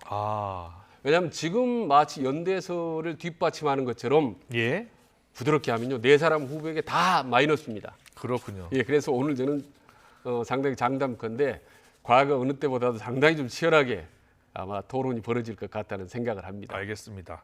다음 주 월요일, 화요일, 수요일, 목요일 당원 투표 그리고 국민 여론조사가 있습니다. 그리고 5일 날 발표하는 거죠. 예, 그렇습니다. 다음 주에 한 번 더 나오시니까 또 한번 자세히 그 부분 해설해 주시고요. 이재명 대선 후보 오늘 대장동 의혹이 불거진 이후 처음으로 관련 현장을 직접 찾았습니다. 정면 돌파하겠다는 의지를 보인 겁니다. 참 대단하죠. 예상하셨어요? 예. 근데 이재명 이사 입장에서는 이 시점에서 정면 돌파 외에는 측면 돌파나 우회 돌파는 없습니다. 그렇군요. 예, 이 대장동을 넘지 않으면 돌아갈수록 안 된다. 본인에게 손해가 있기 때문에 정면 돌파하는 거고 국감에서 정면 돌파했지 않습니까? 대장동으로 이후에 여러 가지 사안들에서 아마 정면 돌파하는 건데 저 모습은 이제 지지자들은 환호의 박수를 치겠지만 반대자와 중도층이 저 부분을 놓고 어떻게 판단할지 역시 시원시원하다라고 판단할지 아니면 야 정말 뻔뻔하다라고 판단할지는 앞으로 조금 더 지나면은 지지율로 아마 나타날 것 같습니다. 네, 알겠습니다. 그리고 또 논란이 되는 발언들이 있었습니다. 이재명 후보의 음식점 허가 총량제 발언인데요. 야당이 연일 맹공을 이어가고 있는데 이재명 후보 이 사안에 대해서 해당 공약에 대해서 비관적이다라고 말하면서 발목 잡기가 심하다라고 불만을 드러내기도 하면서 그래도 생각해 볼 부분이 있다라고 이야기하고 있습니다. 자, 내용 듣고 오겠습니다. 사회는 지나치게 발목 잡기나 이런 게 심한 것 같습니다. 우리 백종원 선생이 말씀하시는 것처럼 충분한 분석과 충분한 교육 이런 것들을 통해서 심사숙고해서 진입하게 하는 절차를 거치게 한다든지 하는 이런 것들이 반드시 필요하죠. 모 후보가 말씀하시는 것처럼 불량식품을 사 먹을 자유는 자유가 아니죠. 그런 자유라는 이름의 방종, 그다음에 횡포를 막는 것이 바로 국가 공동체가 할 일입니다. 네, 음식점 허가 총량제. 이게 지금 자영업자 분들에게 큰 이슈라고 합니다. 어떤 영향을 미칠 것 같습니까? 지금 민생과 관련 직결된 문제 아니겠습니까? 근데 제가 보기에는 타이밍이 참 미묘합니다. 타이밍이 좀 안 좋다고 해야 되나 미묘합니다. 왜냐하면 지금 대선 임박한 상황에서 집권 여당 후보가 가장 민생에 첨예한 음식점, 식당 허가 총량제를 문제를 얘기했다 하면 당연히 야당 후보들이 공격을 가할 텐데 저것을 이재명 후보가 예측 안 했을 리가 없고 그렇다면 저것도 기본 시리즈처럼 또 다른 이슈 파이팅을 통해서 본인의 이목을 집중시키려고 하는 정책 이슈를 본인에게 스포트라이트로 받는 그런 이재명 후보 같은 효과. 경우에는요. 예. 자영업자분들의 어려움을 잘 안다. 예. 그리고 경쟁이 너무 치열하다 보니까 예. 이거라도 해야 되는 것 아니냐 생각한 적이 있고 그래서 고심하고 있다 이렇게 표현을 했거든요. 그 논의 자체는 저는 일리가 있다고 봅니다. 예, 실제로 예. 제 주변에도 충분히 그런 부분 논의가 필요한데 이 시점에서 자유당 후보가 꺼낸 거는 득이 될지 실이 정부가 될지 너무, 모르겠다. 예, 너무 과도하게 개입하는 또 다른 그렇지 않아도 자꾸 정부 과잉 개입의 문제가 터에 예. 반헌법적 아니냐, 뭐 전체주의 발상 아니냐라는 공격을 딱 맞기에 알맞는데 참 미미합니다. 저거 역시 앞으로 예. 본선 과정에서 계속 저는 쟁점화될 가능성이 높다고 봅니다. 그렇습니다. 예. 계속 쟁점화 될 것으로 보입니다. 그리고 이재명 지사가 오늘요. 예. 전 국민을 대상으로 한 재난지원금 얘기를 꺼냈습니다. 예. 자, 1인당 최소 100만 원은 되지 않겠느냐 예. 이렇게 이야기를 했습니다. 재원 마련에 대해서는 추경을 언급하기도 했습니다. 자, 1인당 100만 원 정도는 지급해야 되는 것 아니냐 전 국민에게 이런 아이디어를 냈습니다. 저 부분을 판단하려면요 인간의 본성을 파악해야 됩니다. 예. 사람은요 단 부자든 가난한 사람들 간에 단돈 1,000원, 10,000원만 줘도 좋다고 합니다. 네. 근데 하물며 100만 원을 준다는데 마다할 사람이 누가 있겠습니까? 예. 좋죠? 예. 거기에 따라서 정책을 펴는 것 이게 안 좋게 말하면 포퓰리즘이고 좋게 말하면 국민들의 민심을 위한 그야말로 민생 정책인 거죠. 네네. 그래서 일단 국민들로부터 많은 주목을 받는 것 일종의 포퓰리즘 전략인데 일단 적은 표심에는 저는 득이 더 많다고 봅니다. 다만 문제는 저게 문제 있다고 공격을 야당 후보는 하면 할수록 예. 불리합니다. 역효과 납니다. 야당 후보는. 그럼 야당은 어떻게 대응하는 게 좋습니까? 저 재난금 추가 지급을 능가하는 대안을 제시해야 되는 거죠. 딱 잡히는. 대안이요? 민생에게 예. 잡히는 저게 더 낫다라고 솔깃할 수 있는 구체적인 민생 대안 예. 정책을 제시해야 되는 거죠. 과거 이 논란은 오세훈 시장의 무상급식 예. 논란과 비슷한 것 같은데요. 그렇습니다. 그래서 예. 사람들은 뭐든지 공짜로 주면 좋아하죠. 그리고 참 여러분들 말씀인데 나라 곳간이 어떻게 되고 후대가 상당히 빛을 짊어지고 하는 문제는 훗날의 문제입니다. 그건 알 예. 수가 없거든요. 예. 당장 힘들고 코로나 때문에 배고파 죽겠는데 예. 뭔가 정부가 배려를 해준다면 그건 땡큐하는 거죠. 예. 그게 바로 인간의 본성인 거죠. 그걸 알아야 제대로 된 전략을 짤 수가 있죠. 이재명 지사가 대선 후보가 된 뒤로 상당히 공격적인 행보를 하고요. 예. 계속 이슈 파이팅 하고 있습니다. 예. 주 4일째 이야기도 했거든요. 예. 이런 이슈들을 던지고 이 이슈가 물론 야당이 공격을 하고 있습니다만 국민들로 하여금 한번 생각하게 만들거든요. 일단 이재명 후보는 인파이터라고 말씀드렸지 않습니까? 예. 그러니까 계속 정책뿐만 아니라 앞으로 정치적인 공약이든 모든 다방면에서 쭉쭉쭉 치고 나갈 겁니다. 인파이터로. 예. 그리고 민심이 뭐를 갈구하는지 그 가려운 데를 콱콱 긁어주는 그런 능력이 상당히 뛰어난 것 같아요. 예. 그래서 저 탁월한 국민의 심리를 꿰뚫고 있는 인파이터에 맞서서 과연 국민의힘 후보가 누가 맞대응 주자로 나올지 이제 이게 국민들의 첨예한 관심사고 그게 누가 이재명을 이길 수 있을까 이게 저는 이제 막판 네. 당심의 중요한 판단 지표라고 보는 거죠. 알겠습니다. 여기까지 듣고요. 문재인 대통령 지금 오늘 바티칸 교황청을 찾아서 이제 프란치스코 교황을 아련할 예정인데요. 문 대통령의 교황청 방문이 지금 3년 만입니다. 예. 그런데 여기에 이인영 통일부 장관이 같이 가거든요. 예. 그래서 뭔가 프란치스코 교황의 북한 방문 이슈가 있는 것 아니냐 이런 전망도 나오거든요. 예. 어떻게 예상하세요? 저는 충분히 그런 깊숙한 논의가 이루어질 가능성이 높다고 봅니다. 왜냐하면 지금 문재인 대통령 4년 반 지나고 임기가 곧 얼마 남지 않았습니까? 네네.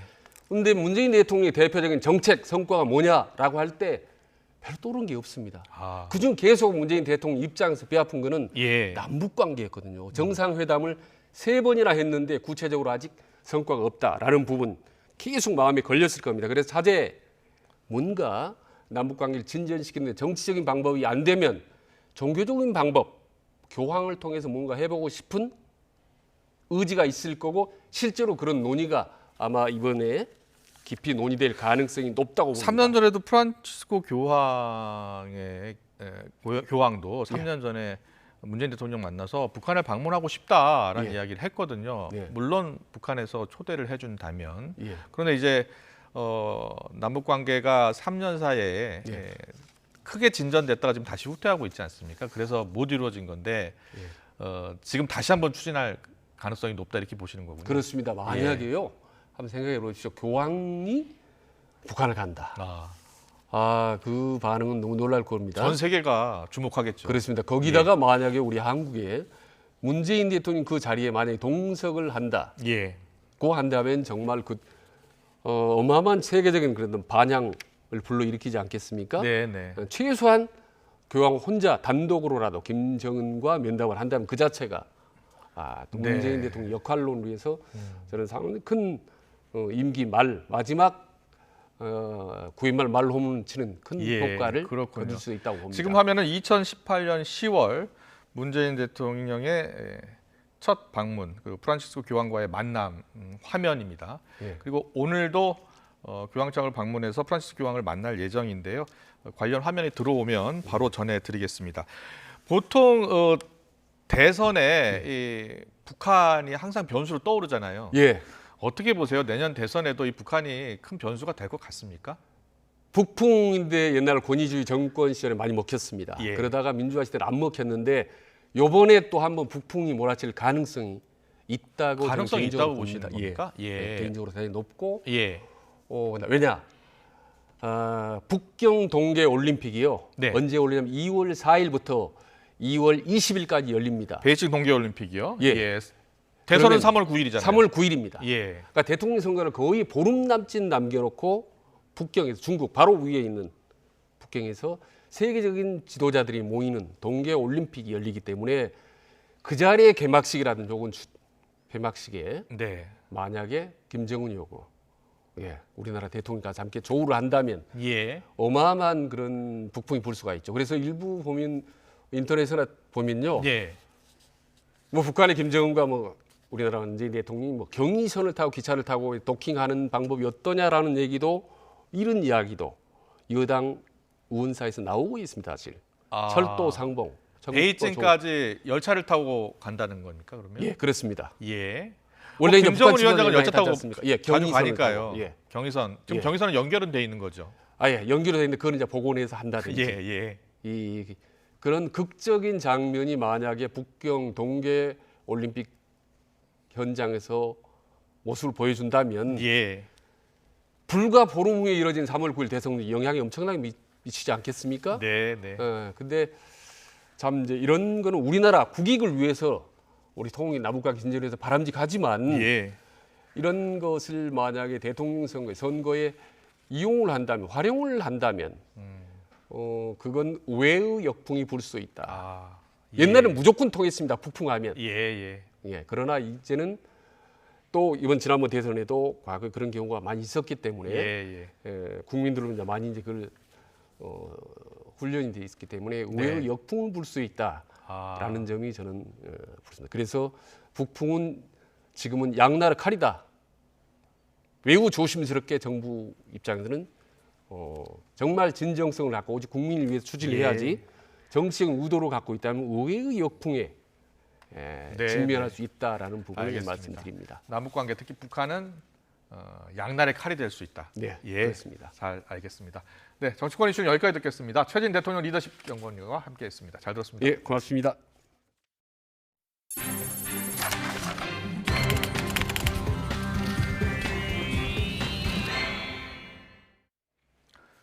대표적인 한류 스타 걸그룹인 소녀시대의 멤버 태연까지 피해를 본 2,500억 원대의 부동산 사기 의혹 사건, YTN이 단독으로 보도했는데요. 문제의 기획부동산 그룹은 매일 아침 직원들을 모아놓고 고객에게 이 집원을 알려주지 말라고 교육하는 등 깜깜이 투자를 유도했던 것으로 드러났습니다. YTN이 확보한 직원 교육 매뉴얼에는 고객을 거짓으로 현혹하기 위한 각종 지침도 담겨 있었습니다. 이준엽 기자의 단독 보도입니다. 피해자 3,000명에게 개발이 사실상 불가능한 땅을 속여판 혐의로 경찰 수사를 받는 기획부동산 그룹. YTN 취재진에게는 허위 정보로 땅을 판매한 적이 없고 위험성도 충분히 설명했다고 주장했습니다. 지금은 고객분들이 그렇게 호락호락하게 뭐 이렇게 하십니다. 다 나름대로 다 검토하고 물어보고. 하지만 회사 경영진들이 매일 아침 직원들과 조회 자리에서 한 이야기는 전혀 달랐습니다. 절대 위치, 가격, 번지수, 평수 이런 거 다 넣고 광고하시다가는 문제 되는 경우가 있어요. 이른바 깜깜이 투자를 하도록 고객을 꿰는 수법을 가르친 겁니다. 해당 업체에서 일했던 직원도 회사가 고객에게 땅을 보여주지 않은 채 계약하도록 유도했다고 증언했습니다. 만약 실제 땅을 보고 싶다고 하면 위성지도 보여주면서 지금 가면 아무것도 없다고 그래도 가겠다고 하면서 답사 없이 계약서를 작성하게 만드는 거죠. YTN 취재진이 165페이지에 달하는 직원 교육 매뉴얼을 입수해 분석해봤더니 실제로 불법이나 사기로 볼 만한 내용이 곳곳에 담겨 있었습니다. 고시 발표 전 정보를 입수해 투자 위험이 없는 곳을 선정할 수 있다고 홍보하라거나 개발이 불가능한 비오톱 1급지도 역세권에 강조해 은행이자보다 몇 배 많은 수익을 올릴 수 있다고 말하라는 지침 등이 담겼습니다. 빨리 신청 안 하면 기회가 날아간다며 투자자를 보채는 방법도 상세히 기록해 놓았습니다. 이 같은 매뉴얼 내용은 매일 아침 조회 교육을 통해 반복해서 전파됐습니다. 최소 500만 원 가져와도 몇 대니까 20만 원에 500만 원이면 25배입니다. 이렇게 교육받은 매뉴얼대로 영업사원들이 실제 고객들을 설득한 사례도 일부 확인됐습니다. 무조건 권위 안에 있는 땅이라 괜찮아요. 기획부동산 업체는 일부 영업직원의 일탈일 뿐 회사 차원에서 교육 매뉴얼을 만든 건 아니라고 발뺌했습니다. 법인에서 만든 거는 아니. 하지만 YTN이 확보한 신입사원 교육 시간표와 내용, 실제 사원들의 영업 사례 등에서 업체의 해명과는 반대되는 상황이 속속 드러나고 있어 의혹은 더욱 커지고 있습니다. YTN 이준엽입니다. 오공화국 실세로 불리는 허화평 미래한국재단 이사장이 5.18 광주 민주화운동 강제 진압과 관련해서 자신은 사과할 입장이 아니라고 선을 그었습니다. 허 이사장은 오늘 서울대병원에 마련된 고 노태우 씨 빈소를 조문한 뒤 5.18 광주 민주화운동 유족에게 사과할 생각이 있느냐는 취재진의 질문에 자신은 강제 진압 책임자가 아니라며 이같이 답했습니다. 허 이사장은 5.18 사격 지시와 관련된 질문에 대해서도 당시 비서실장을 했기 때문에 아무 관계가 없다며 대답하고 싶지 않다고 밝혔습니다. 시민사회 단체들이 고 노태우 씨 장례를 국가장으로 치르기로 한 정부 결정을 규탄했습니다. 안전시민사회연대 등 12개 시민단체는 오늘 노태우 씨의 빈소가 차려진 서울 종로구 서울대병원 후문 앞에서 기자회견을 갖고 정부의 국가장 결정은 민주주의를 파괴한 자에게 면죄부를 주는 행위라고 비판했습니다. 교통사고 과실비율을 노리고 일부러 교통사고를 낸 뒤 보험금을 가로챈 현직 보험 설계사가 경찰에 붙잡혔습니다. 경기 북부경찰청은 보험사기 방지특별법 위반 혐의로 21살 A씨 등 11명을 불구속 입건했습니다. A씨는 차선 변경을 하는 차량을 고의로 들이받고 보험금을 청구하는 등의 수법으로 지난 2019년 4월부터 2년 동안 8차례에 걸쳐서 보험금 6,400만 원을 청구한 혐의를 받고 있습니다. 단계적 일상회복 시행에 따른 유흥업소 영업 제한 해제를 불과 사흘 앞두고도 불법 영업을 한 유흥주점이 경찰에 적발됐습니다. 서울수사경찰서는 어젯밤 서울 역삼동에 있는 무허가 유흥주점을 단속해 업주와 직원, 손님 등 121명을 감염병 예방법 위반 혐의로 입건했다고 밝혔습니다. 5개층에 걸쳐 있는 해당 업소는 옆 건물의 지하 비밀 통로로만 입장할 수 있고 숙박시설을 갖춘 또 다른 옆 건물과 지하 통로로 연결된 것으로 파악됐습니다. 부산 태종대 앞바다를 지나던 유람선에서 승객 2명이 바다에 빠져 1명이 실종된 가운데 해경의 수색 작업과 사고 경위 조사가 진행되고 있습니다. 부산해양경찰서는 사고 해역과 표류 예상 지점에서 해군 소방당국과 함께 수색 작업을 벌이고 있지만 아직 실종자를 찾지 못하고 있다고 밝혔습니다. 출동한 해경은 사고 해역에서 1시간쯤 뒤 B씨를 발견해 병원으로 옮겼지만 숨졌고 A씨는 실종됐습니다. 네, 이탈리아 로마를 방문하고 있는 문재인 대통령이 이번 순방 첫 일정으로 바티칸 교황청에서 프란치스코 교황을 만나는데요. 네, 오늘 면담에서 한반도 평화 프로세스와 교황 방북에 대한 논의가 이루어질 것으로 보입니다. 지금 현지 화면 연결해서 보고 계십니다. 네, 그렇습니다. 오늘 문재인 대통령이 프란치스코 교황을 만날 예정인데 3년 전에 한 번 만난 적이 있죠. 예. 당시 프란치스코 교황이 방북 의지를 밝혔기 때문에 이번에 한반도 평화와 관련해서 어떤 메시지를 내놓을지도 지금 주목이 되고 있습니다. 2018년 당시에 프란치스코 교황은 김정은 국무위원장이 공식 초청장을 보내주면 무조건 북한을 방문하겠다 이런 의사를 밝히기도 했는데요. 이인영 통일부 장관도 동반해서 만날 것으로 예상이 되는 만큼 관련 메시지가 나올지도 주목되고 있습니다. 네, 지금 화면은 문재인 대통령이 바티칸 교황청을 방문하는 화면입니다. 지금 방금 화면이 들어와서 전해드리고 있는데요. 유럽 순방 중인 문재인 대통령 잠시 뒤에 프란치스코 교황을 아련할 예정입니다. 네, 그렇습니다. 유럽 현지는 지금 7시간 정도 차이가 나기 때문에 오전 10시 12분 정도를 지나고 있고요. 문재인 대통령이 교황청에 도착을 해서 면담을 위해서 들어가는 모습을 저희가 현지에서 실시간으로 보여드리고 있습니다. 네, 맞습니다. 프란치스코 교황님이요. 기회가 있을 때마다 방북 의지를 많이 밝혀왔습니다. 그리고 오늘 특히 이인영 통일부 장관이 동행한다고 하는데요.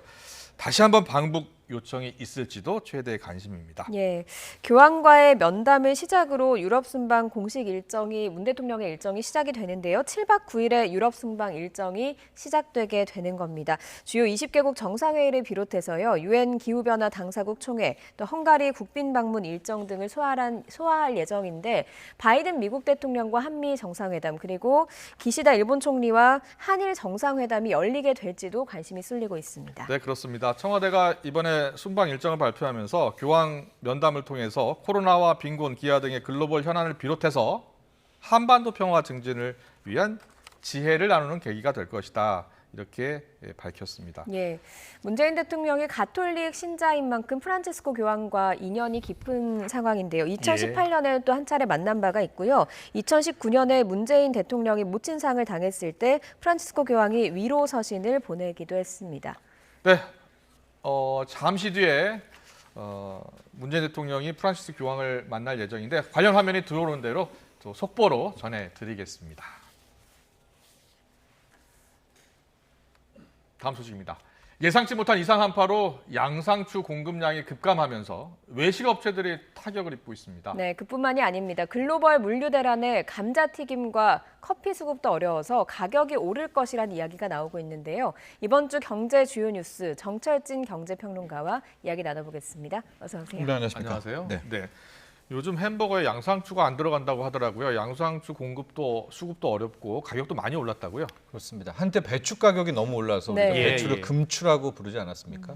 배추는 좀 어느 정도 가격이 잡힌 것 같은데 이번에는 상추, 양상추입니다. 그래서 양상추를 요즘에 금상추라고 부르고 있는데 네. 최근엔 3주간 정도 가격 동향을 보면 거의 150% 이상. 좀 요즘은 이제 좀 120% 좀 떨어지기는 했는데 그러니까 거의 2배 이상. 3배에 육박할 정도로 가격이 급등을 해서 최근 한 달간 이제 유통업계들 특히 이제 샐러드 요즘에 많이 팔지 않습니까? 이런 가게라든가 말씀하신 대로 햄버거 가게에서도 많이 양상추가 들어가는데 지금 공급을 될 수가 없는 그런 상황입니다. 그렇군요. 예. 뭐 갑작스럽게 10월 중순에 한파주의보가 내려질 정도로 추워지기도 했고 네. 이런 것들이 좀 영향을 미치고 있는 것 같은데 햄버거 먹으러 가보니까 실제로 안에 뭐 예를 들면 불고기밖에 없어서 그 일부 네티즌들이 불고기 마카롱 아니냐 이런 막 별명도 붙였더라고요. 맞습니다. 대책이 좀 있습니까? 현재로서는 좀 기다릴 수밖에 없습니다. 이제 불고기 마카롱 얘기를 하셨는데 뭐 자료화면인지 모르지만 이제 마카롱 있지 않습니까? 네. 그 모양과 보통 햄버거면은 이제 패티가 있고 뭐 토마토라든가 이제 각종 특히 양상추가 이렇게 좀 부피 있게 들어가서 그래야지 모양이 맛있죠. 나게 마련인데 네. 아주 없진 않는 것 같아요. 제가 보니까 있기는 있는데 네. 거의 없는 거나 다름없는 이제 그런 모습들을 열어봐야 확인할 수 있더라고요. 맞아요. 네. 열어봐야 확인이 될 수가 있는데 말씀하신 대로 이상 기후였습니다. 이제 가을 양상추가 나와야 되는데 이제 강원도 쪽에 이상 한파 때문에 거의 작황이 무너졌거든요. 그럼 이제 겨울, 봄 뭐 요 정도에서 다시 한번 기다려보는 이제 수급을 기다려볼 수밖에 없는 그런 상황이군요. 예.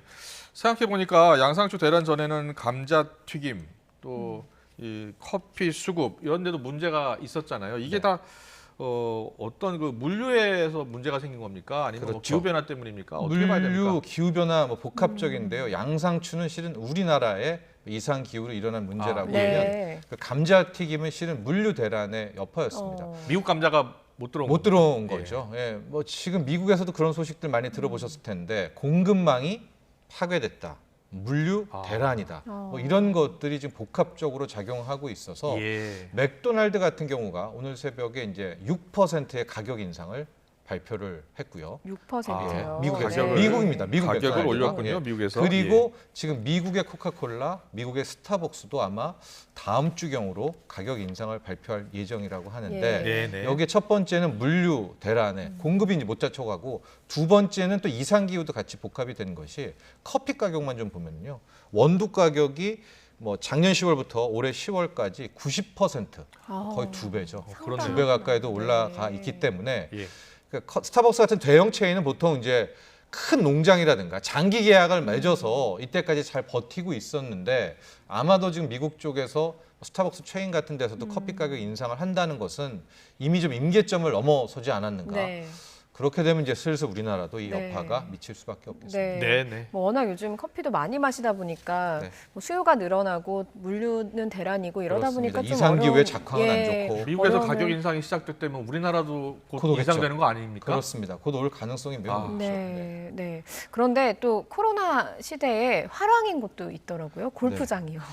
그렇죠. 뭐 여러 번 이제 말씀을 또 드리기도 했는데 골프 산업 또 골프 인구가 전 세계로는 다 사양 산업이고 골프 인구도 축소가 됐습니다. 그런데 전 세계적으로 단 한 개의 국가에서 지금 골프 산업과 골프 인구가 아주 성장하고 있는 곳이 바로 우리나라. 전 세계에서 우리나라가 유일합니까? 유일하고요. 특히 우리나라 같은 경우에 골프 인구를 좀 보면 2030이 대거 이 골프 인구로 유입이 됐다. 우리가 보통 이제 골프 인구 300만 골프 인구 뭐 이렇게 얘기를 했는데 요즘엔 500만, 600만, 뭐 700만까지도 좀 보고 있고요.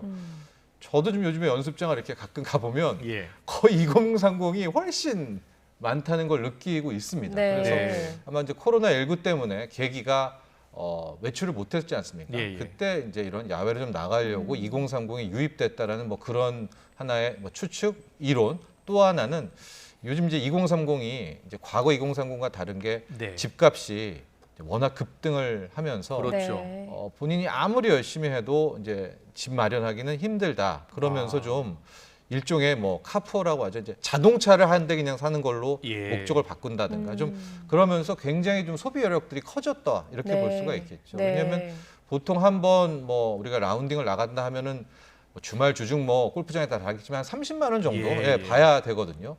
그럼 이제 2030이 좀 감내하기에는 좀 힘든 부분들도 있을 텐데 현재로서는 지금 2030들이 많이 들어가고 전반적인 골프업, 골프 산업은 지금 전 세계에서 거의 유일하게 우리나라만 승승장구하고 있죠. 그런데요, 이 골프장 그 그린피도 많이 올랐는데 골프장 지금 세금 감면 받고 있지 않나요? 그렇지가 않습니다. 이제 그런 얘기들도 좀 나오고 있는데 최근에 골프장 동향을 좀 말씀드리면은 이제 제가 지난주에 봤을 때 홀당 100억까지도 골프장 자체 사이즈가 가격이 오른 거예요. 그게 무슨 얘기냐? 우리가 18홀이라고 하잖아요. 뭐 9홀도 있지만 1,800억까지도 지금 골프장의 몸값이 이제 커지는. 특히 서울 수도권은 오히려 홀당 100억 이상도 이 가격이 오른. 이게 이제 한때는 막 골프 산업이 우리 막 사양되고 이랬을 때는 뭐 홀당 뭐 100억이 어디 있습니까? 그 40억, 30억 이런 수준도 있었었는데 그렇게 됐고 다시 한번 이렇게 나오는 게 이렇게 되면 대중화가 된 건데 현재 회원제 골프장 같은 경우에는 개소세가 개별 소비세가 그린피에 붙습니다. 그리고 이제 개소세가 붙으니까 당연히 뭐 교육세, 뭐 농어촌 특별세가 따라 붙게 돼서 그냥 3만 원 돈 정도가 세금으로 붙으니까 이 정도로 대중화됐다면 뭐 세금 인하에 하는 거 아니냐, 해야 되는 거 아니냐 또 이런 의견도 함께 나옵니다. 그런데 이제 단계적 일상 회복이 우리도 다음 주부터 시작이 되거든요. 뭐 해외 앞서서 저희도 연결했지만 해외 나가려는 인구도 많아지고 그럼 그 해외 골프 원정 생기고 뭐 그러다 보면은 또 열기가 수그러들지 않겠느냐 이런 이야기도 나오고 있거든요. 그렇습니다. 그동안 야외 활동을 못했기 때문에 골프장으로 간 거고 이제 다시 야외 활동을 마음대로 할 수 있다면 글쎄요 다시 2030이 빠지면 지금처럼 뭐 부킹하기가 이렇게 힘들진 않을 거다. 지금이 꼭지다라는 그런 분석도 함께 나오고 있는 것도 사실이고요. 전반적으로 지금 11월에 좀 동향도 좀 보면 모임이 거의 폭증 상황입니다. 지금요? 예, 그래서 예. 웬만하게 이제 좀 1단계, 네. 그러니까 11월, 12월, 1월 정도에 어쨌든 단계가 나오진 않았었습니까? 그거에 맞춰서 연말까지 웬만한 좀 홀이 있거나 한 데는 예약 마감이 다 됐다는 이제 그런 소식도 속속 전해오고 알겠습니다. 다음 주부터 단계적 일상 회복이 시작되면 우리나라도 이른바 보복 소비 나타날 것 같습니까? 이미 나타났다고 이미 보여요. 나타나고 예, 있는 이미 팬텀은 나타났다고 보고 있고요. 네. 저도 좀 보면 막 너무나 이게 약속 잡는 게 많아가지고 이제 좀 저는 이제 차단을 해야 되겠다라고 할 네. 정도인데 네. 이런 것들이 가장 많이 지금 먼저 나오는 것이 문화계 같습니다.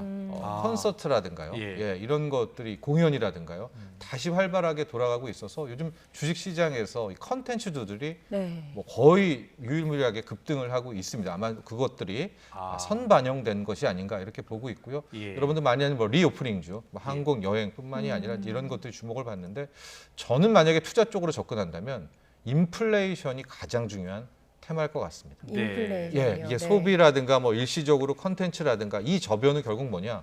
물가의 대급등으로 지금 현재로서는 빠져들 수밖에 없거든요. 특히 예. 공급 대란도 있기 때문에. 아. 그래서 투자 차원에서는 하나의 키워드는 뭐냐? 예. 전 인플레이션을 꼽고 싶습니다. 자, 인플레이션이 되면 이제 물가가 오르니까 금리도 오르게 되잖아요. 네. 금리 인상, 또 에너지 가격도 같이 오르고요. 그렇죠. 자, 합리적인 소비가 필요할 때인 것 같습니다. 그렇습니다. 알겠습니다. 여기까지 듣겠습니다. 정철진 경제평론가와 함께했습니다. 잘 들었습니다. 고맙습니다.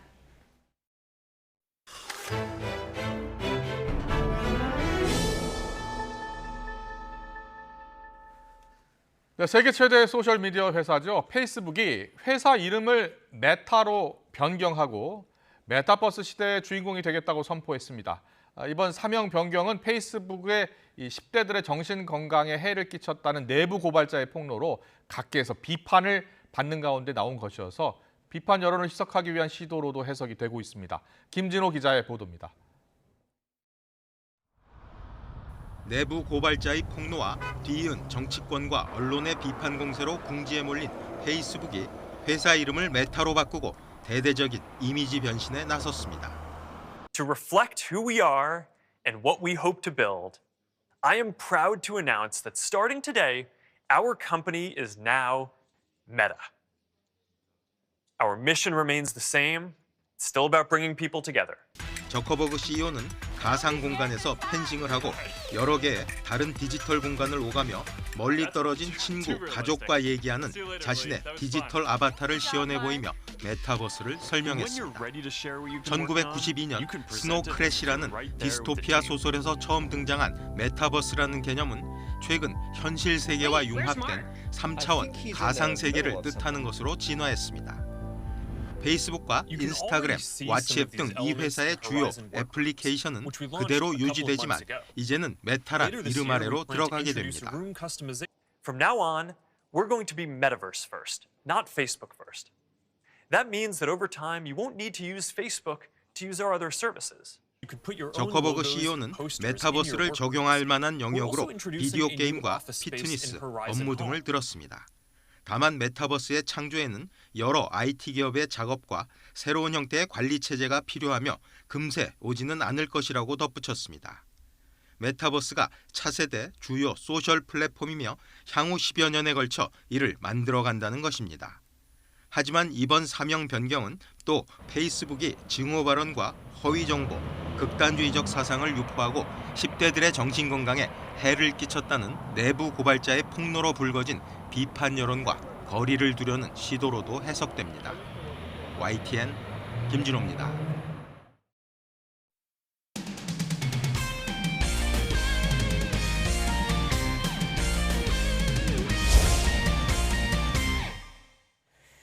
네, 코로나19 백신 접종 완료자는 올가을 야구를 경기장에서 즐길 수 있게 됐습니다. 단계적 일상 회복이 시작되면서 경기장에서 치맥도 허용됩니다. 신윤정 기자입니다. KBO 사무국은 다음 달 1일 시작하는 포스트 시즌의 좌석 100%를 코로나19 백신 접종자 구역으로 운영한다고 밝혔습니다.